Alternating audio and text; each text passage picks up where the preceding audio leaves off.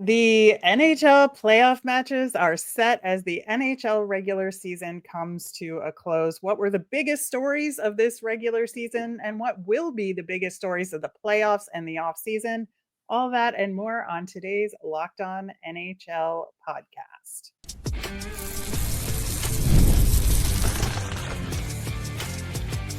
You're Locked On NHL, your daily podcast on the National Hockey League. Part of the Locked On Podcast Network, your team every day.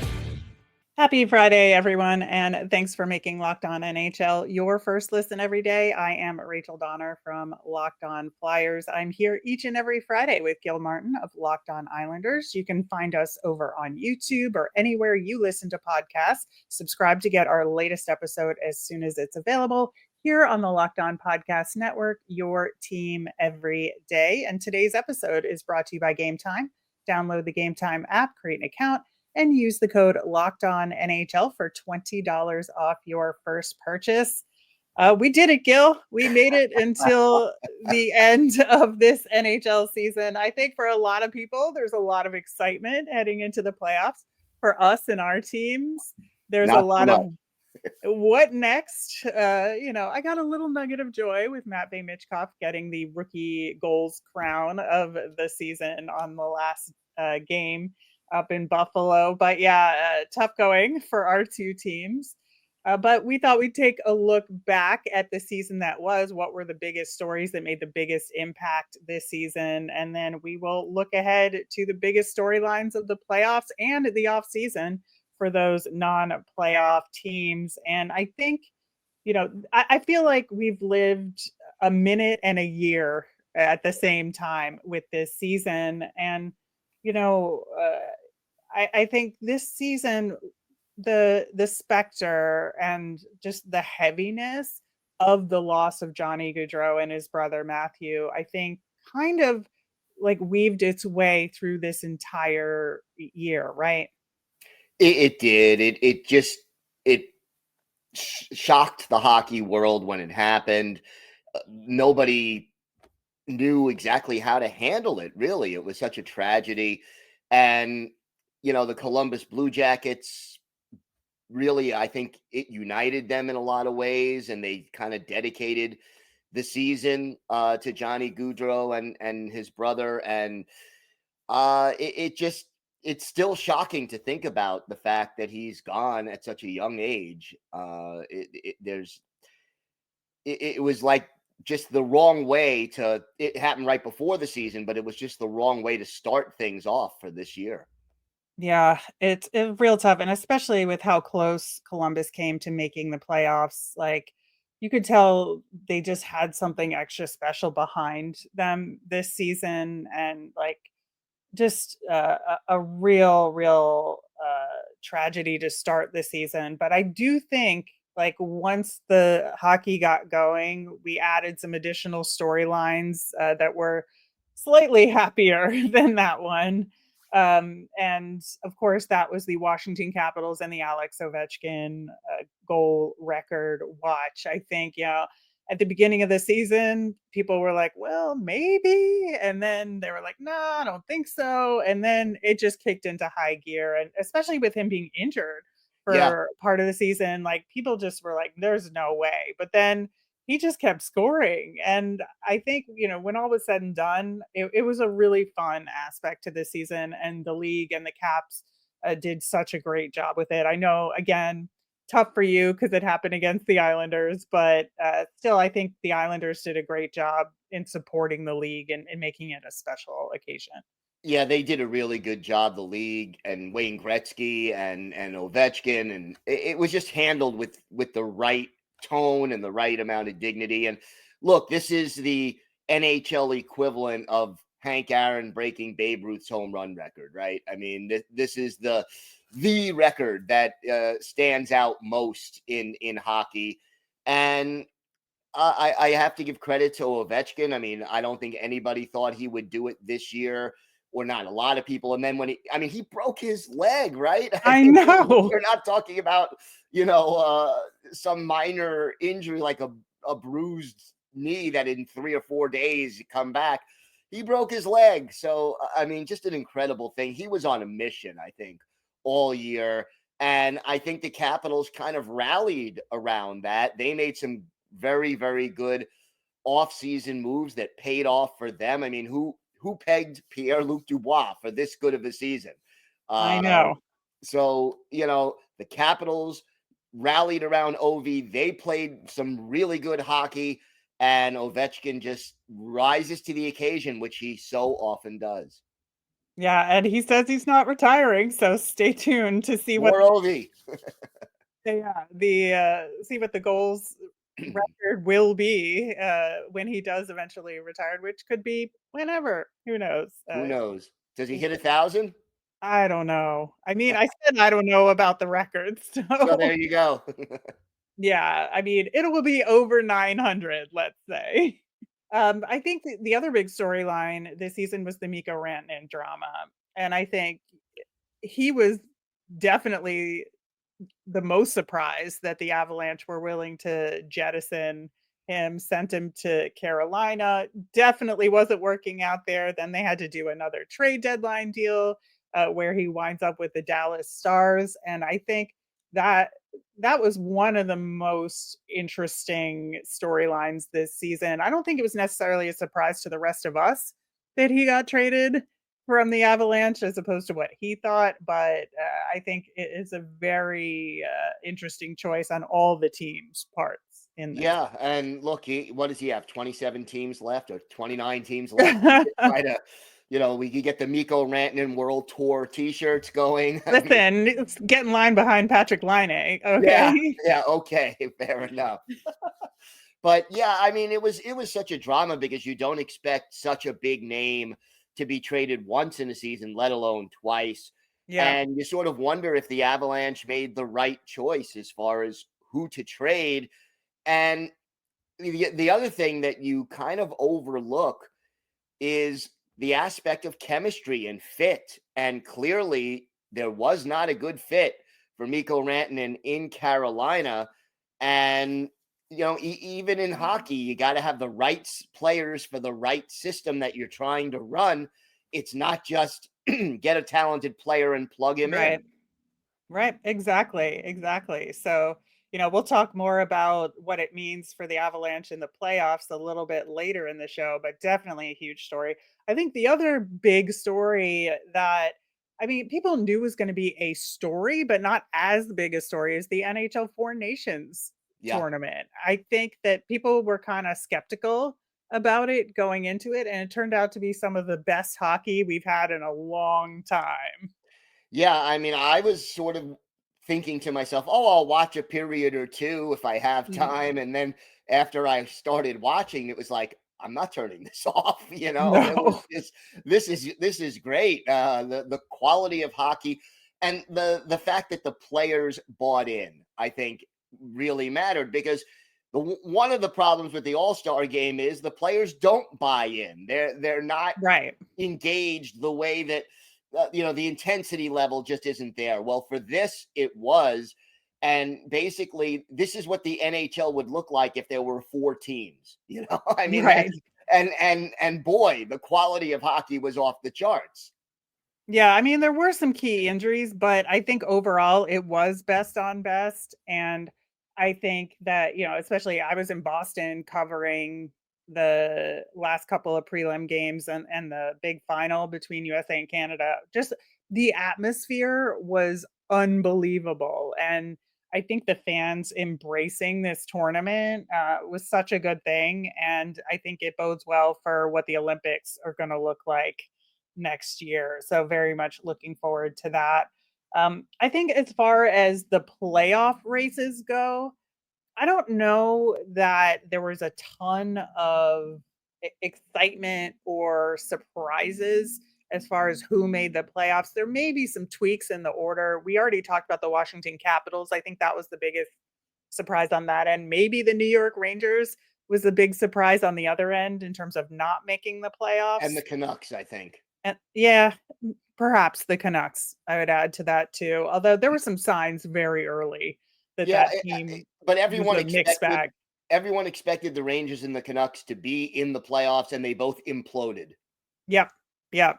Big story. And then on the other end, the St. Louis Blues, who had actually imploded by midseason, somehow turned it around and wound up securing a playoff spot. And I think the two teams I think that were sort of the surprise playoff teams were the Blues and the Montreal Canadiens. And I think it was very different because the Blues, like I said, had that implosion but turned it around. Montreal, I would say this is like another step in their progression of their rebuild. And while they had a lot of ups and downs this season, I feel like this was like a natural next step for them. It was. I don't know if a lot of people expected it to happen this soon, but it definitely Right. was the next natural step for them. And congratulations to the Habs for a great job to get into the playoffs. And who knows if they can give Washington a little bit of a fight. Right. And we're going to talk about that and the other big playoff storylines coming up next. Did you know that your Fire TV is also an Xbox? Turn any TV into your gaming and entertainment hub with Fire TV Stick 4K devices. No console required.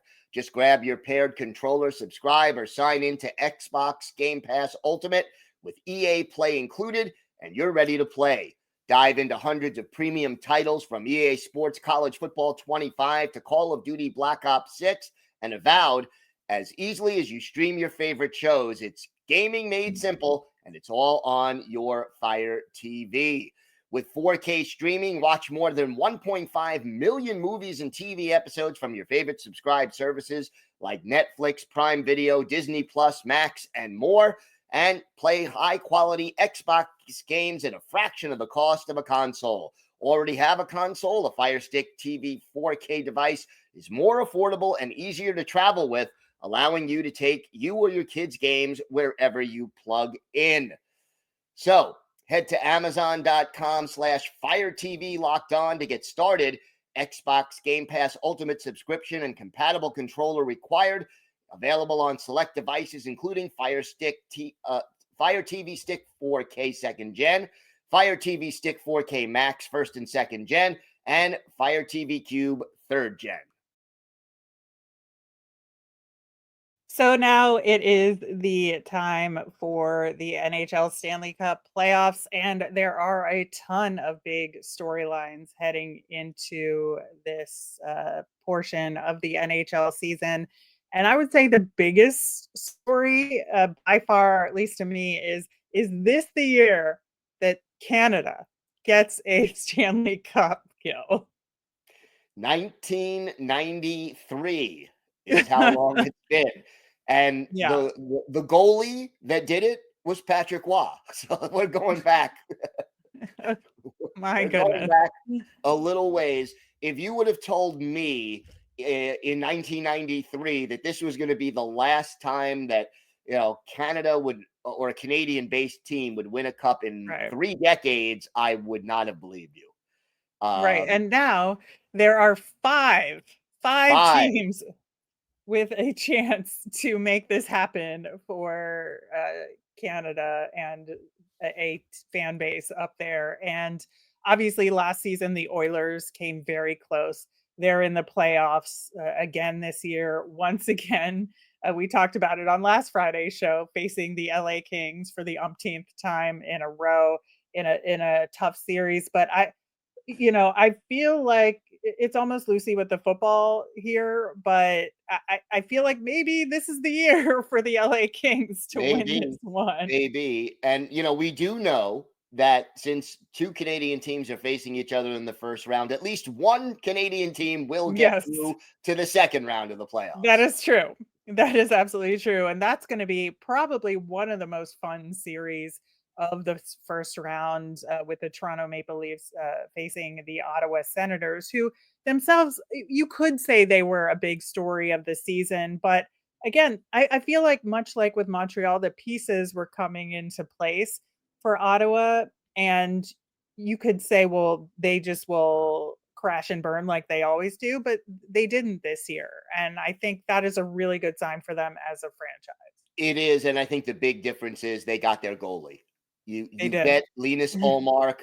And even though he struggled with injuries at times during the season, when you've got that elite goalie, that changes the whole equation for a team. It gives you a floor. Whereas if that elite Right. goalie plays well, you should be in almost every game.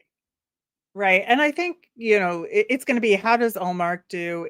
Does Kachuk's return have impact, right? He's been hurt. And so is that going to affect how the Sens can maybe battle against this Leafs team that seems like it has its stuff together this time around? They are, I think they're more built for playoff hockey than they've ever been. And now the Yep. question is, does the pressure of not having won a Stanley Cup since the original 6 ended in 1967, does that weigh on Toronto so much that they just can't get over the hump? And so far, for 58 years, that has been the case. And boy, I don't even know how the city of Toronto and fans around, Leafs fans around the world will react. I don't even know if they know how to react if they actually do pull off the cup win. Right. And then obviously the remaining Canadian team is the Winnipeg Jets, who will be facing the aforementioned St. Louis Blues in the first round. And I think they'll be okay in that Yeah, first round. yeah. But what they do beyond that, I think, is gonna be very much affected by the reseeding. So, we'll see what happens with them, but, again, Connor Hellebuck, I think, is very motivated to finally, get one here, and I really hope this team goes far this time around, because, like, wouldn't that be a thing if it was the Winnipeg Jets that finally broke through in this for the Canadian-based teams. I think, we talked about the Colorado Avalanche. This series against the Dallas Stars is going to be tremendous. Jason Robertson got hurt for the Stars, so we'll see how that impacts them and really what that injury is looking like. But we talked about the Rantanen trade and how that is affecting both teams, right? Yeah. I mean, Oh, that's yeah. the storyline right there in a lot of ways. And then, of course, will Gabriel Landeskog have an impact for the Avs as well? Amazing that he's even, skating Yeah. again and playing again. And what has it been? 3 years since he last took to the ice. So I hope he's okay. And I'm interested in seeing what he can get done after such a long and difficult layoff. Yeah, I think so. And then I think the Battle of Florida is another big storyline. The Lightning seemed primed and ready to go, and they've had a much stronger second half to their season and a much stronger season overall than I think people would have expected. Can the Panthers overcome the injuries this year? Ekblad is still out. He'll be out for at least a game or two of the playoffs. So this series is a tough call, in my opinion.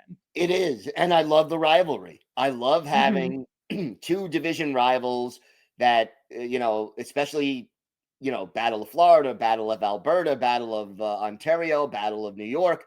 Those things just add a little extra juice. So having a Battle of Florida series to open up, and it's a shame. You look at Colorado and Dallas, you look at Florida and Tampa Bay. You know, one of those 2 teams in each series is going to be out in the first round, and that almost doesn't sound right. I know. That's the amazing and tragic thing about the Stanley Cup playoffs, is True. that somebody's gotta lose these series, and sometimes it feels like the wrong team loses, but that's why they play the games. And, speaking of playing those games, I think one of the things that certainly we have done on this show is complain a lot about the NHL scheduling fairies out there and how they put it together. But I think, like, maybe they did a good job with the schedule staggering going into these Stanley Cup playoffs. And you look at the timing of the games and the schedule of them. It starts obviously tomorrow night. There's only 2 games on the first day here, but I think it's, a good start with a 6 o'clock game and an 8:30 game. That sounds great. You can watch both of them Yeah. pretty solidly. Sunday, we got 3 games. this is East Coast times, like, by the way, but 3 p.m., 7 p.m., and 10 p.m. That sounds great. The only asterisk I would say there is I do think the Minnesota Wild are getting a little hosed on start time simply because they're playing Vegas. And so it has to start later for the West Coast games. Yeah, and that's the division they play in, and the way it kind of Mhm. lines up. Vegas is going to be a late game, and that's going to affect things. But at least Minnesota is in Central time, so that helps them a little bit as compared to if they were on Eastern time. Yeah. Yeah, I think so. But then even when it gets back to a weekday, game schedule on the Monday, we have, again, Eastern time, but 7, 7:30, 9:30, and 10. So there will be staggerings to account for that a little bit. And so I do appreciate like what they tried to do here to make it a really good viewing experience for the fans. Yeah.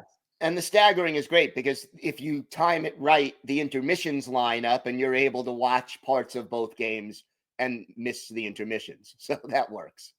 Yes, yes. All right. Well, looking forward to the playoffs starting tomorrow. We'll be watching quite a bit of hockey over the next several weeks into the later rounds of the playoffs, and we'll be talking about it each and every Friday here. In the meantime, there are other storylines this offseason, some for the non playoff teams and some kind of league wide stories. We're going to talk about them coming up next. There is nothing like the energy of a live game, and whether it's catching a last-minute baseball showdown or soaking in the excitement of the NHL Stanley Cup Playoffs. Can you find seats at a great price, though? And that used to be a challenge until I found Game Time. And Game Time makes scoring last-minute tickets even easier. Their prices actually drop as the event gets closer, and with their all-in pricing, you can see that total cost upfront with no surprises at checkout. You can save up to 60% for buying those last minute tickets for sports, concerts, comedy, and my personal favorite, going to the theater here in New York. And with seat views before you buy, there are no surprise fees and a lowest price guarantee. You can book with total confidence. So take the guesswork out of buying tickets with Game Time. Download the Game Time app, create an account, and use the code Locked On NHL for $20 off your first purchase. Terms apply. Again, that's code Locked On NHL for $20 off. Download Game Time today. Last minute tickets, lowest price guaranteed.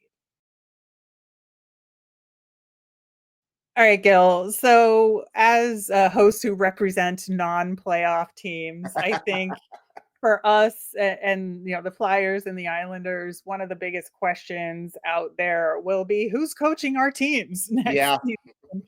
I mean, yours has not been fired yet as of recording, but it may or may not occur. We'll see.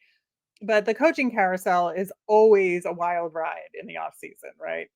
It is. And, there's a few teams out there with interim coaches. Will they be hired on a permanent basis? Will they be looking for somebody else? Uh, and then, for the Islanders, for example, Patrick Waugh's future may be determined on whether or not Lou Lamoriello is back. If you get a new GM, they may want to bring in their own coach. So, a lot of moving pieces. What do you see in Philly as far as that's concerned? Yeah, it's going to be a huge story for the Flyers. Obviously, letting John Tortorella go with only 11 games remaining in the season, but you know, stuff happened.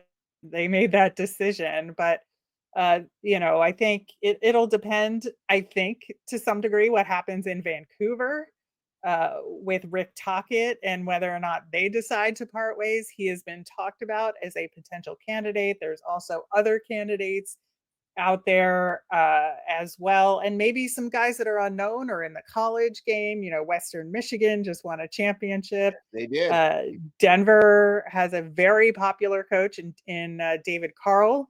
That name has gone around for a number of the potential vacancies this year, including the one for the Boston Bruins, so who are under an interim coach. The Blackhawks have an interim coach right now. Are they going to keep Sorensen? Don't think so, but don't know so. And so it'll be interesting to see. And, some of these decisions will happen right away, and some might have to wait until playoff teams get eliminated. So Yeah, always love these stories. and we don't know what's gonna happen with the Rangers. Coach Hmm. or GM, that's a I whole know. different can of worms.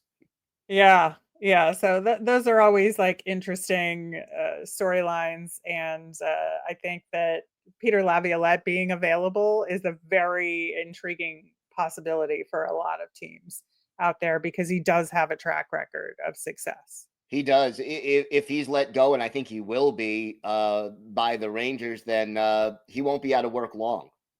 I don't think so. I do not think so either. And then, of course, there's the top free agents that'll be out there. And, we talked about the Toronto Maple Leafs and their playoff race coming up, but, they, regardless of how it winds up for them, Stanley Cup or no, well, actually, I think that will affect how it Yeah, winds up in yeah. terms of their free agents. But, looking at John Tavares and Mitch Marner as two of the biggest free agents out there, and, what is going to be the determining factor and if either or both of them stay with the team. Yeah, and, I mean, I know Tavares has said he wants to stay. Will he give them a little bit of a hometown discount? Marner's situation, he's gonna make a heck of a lot of money if he hits the open market, but, yeah, this may be the last chance for this Maple Leafs core, depending on whether one or both of them heads out the door over the offseason. Yeah, I think, Brock Besser in Yeah, Vancouver, that's going to be a huge story in terms of where he ends up. I think Sam Bennett in Florida is another big free agent. And and Aaron I Ekblad. And Aaron Ekblad too, yeah, like, how Florida does in these playoffs is probably gonna affect how that goes, and whether or not they wanna get the band back together for another go at it, and, obviously, we know that Florida has, like, a big incentive with their lack of state income tax there, but, winning is also a big carrot for these guys. Yeah, you always, if you're a free agent and there are two teams that are roughly equal and one of them is a contender, you want that shot at the cup. So yeah. Yeah. And then I think another big storyline here has to be, is this the beginning of the Gary Bettman retirement plan, right? In this offseason? We've heard that, they've talked about the CBA negotiations already kicked into gear. And, there's other things. They're negotiating about what the Olympics are going to look like and these World Cup of hockey tournaments in the future. And what is the last sort of impact that Gary Bettman wants to have? And will we see other faces start to rise to the top in terms of taking the lead on these bigger initiatives for the league as Bettman is, in theory, winding down his tenure here, right?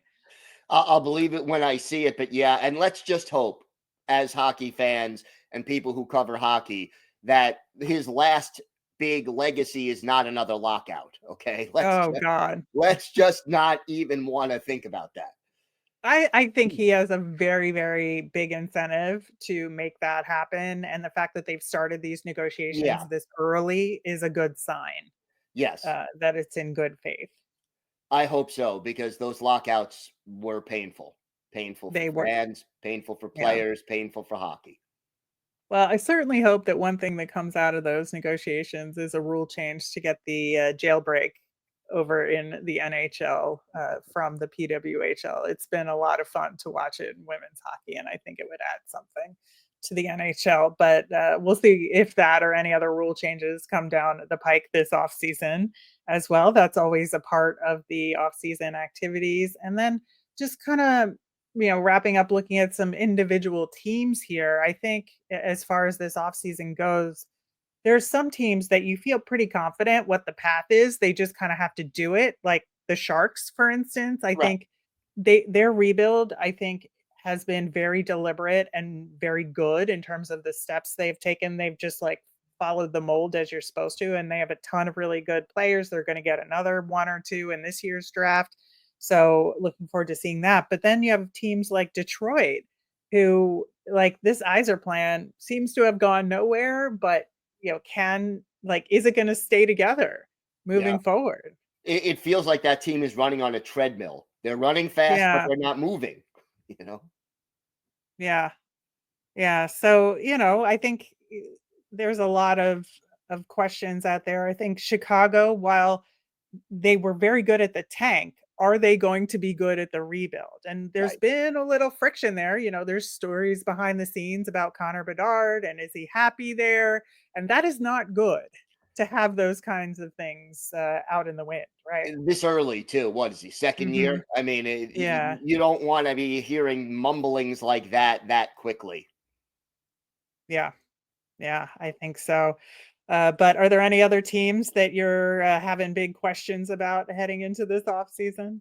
Well, I think both of our teams would be included on that Well, list. yes. So, yeah, I mean, the future of Lou Lamoriello, the next coach in Philadelphia, I think those are some issues as well. The Rangers are a big question mark, over in Manhattan. So it's going to be Vancouver is going to be an interesting situation. There's a lot of a lot Yeah. of teams that are kind of trying to figure things out this offseason.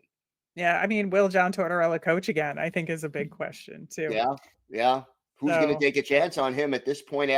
And did he quit on the Flyers? I mean, I yes and no. Yes yeah, and no. I yeah, think he's not a quitter, but I think he's just he said it pretty plainly. He's just not a guy at this point in his career that wants to coach a rebuilding team. He wants a team that has the tools that he can mold into a winning team that's going to make a playoff run. And yeah. so, is there a team out there that fits that description that will hire him? I don't know. We shall see. I don't know. All right, that will do it for today's show. And Gil, you'll be back on Monday to talk to some hosts from around the league about the big storylines facing their teams at this transition from the regular season to the playoffs. And we'll be back next Friday to talk about how the playoffs are going so far and so much more. Thanks for making Locked On NHL your first listen today. And for your next listen, you can check out the Locked On NHL Game Night show, which is new to the Locked On NHL feed. It's every game, every night until a Stanley Cup champion is crowned. You can get that local analysis on a national scale. It is on this feed. So if you're already subscribed, great. If you're not, hit that subscribe button so you can listen to that great game night content. Have a great Stanley Cup playoffs, everyone.